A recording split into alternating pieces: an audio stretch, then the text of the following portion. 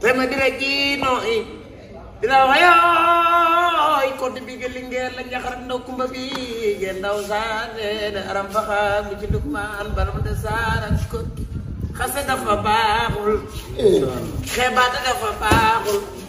loolu ci nit ke ba wax ko di moom gis na loolu ma pe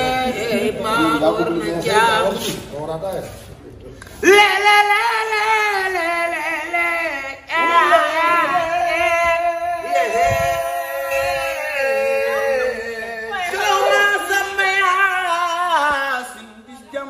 Sampai ini begitu juga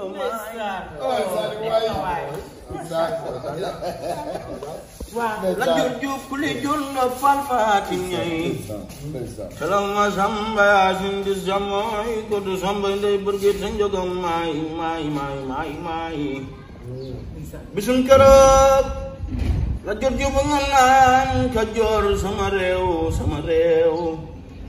waaye na la xamal ñetti baat baasan bala ma asaay déglul ma wax la ñetti baat te lay rey nasaraan di rey nasaraan di rey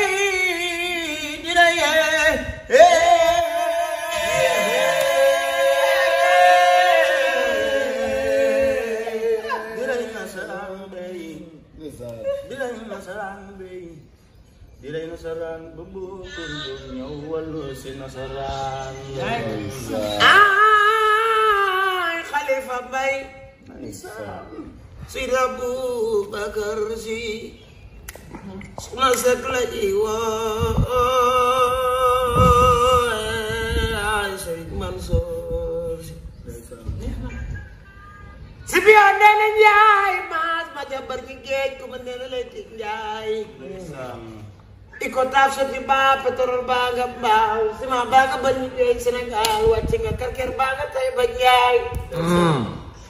am sam mater nya le diregino ila wayo ko de bigel ngel la njaxar ndaw kumba bi gen ndaw saane aram faxa bi ci dukman baram de sara ko xasse dafa baaxul xebaata dafa baaxul loolu ci nit ke ba wax ko di moom gis na loolu ma pe ma war na jaam le le le le le le le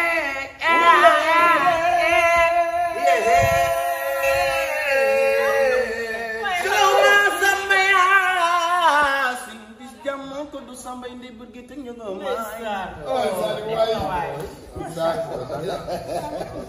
wah lanjut jukuli jun fal fatinya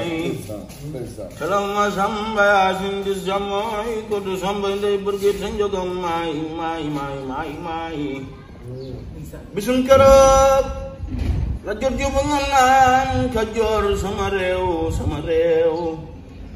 waaye na la xamal ñetti baat baasan bala ma asaay déglul ma wax la ñetti baat te lay rey nasaraan di rey nasaraan di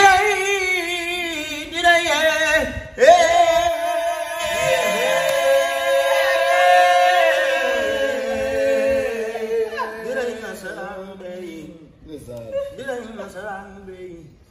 Dilay nasaran bubu kunjung nyawal si nasaran ay Khalifah Bay si Abu Bakar si masak lagi wa ay Syekh Mansur